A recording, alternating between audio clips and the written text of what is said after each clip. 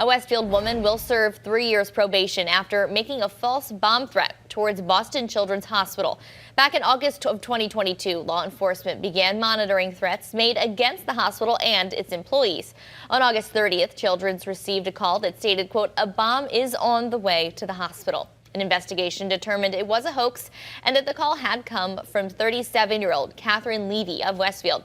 During a search of her home back in September of 2022, the phone that was used to make the threat was discovered and soon after she pleaded guilty to 1 count of making a false bomb threat and 1 count of intentionally conveying a false and misleading information.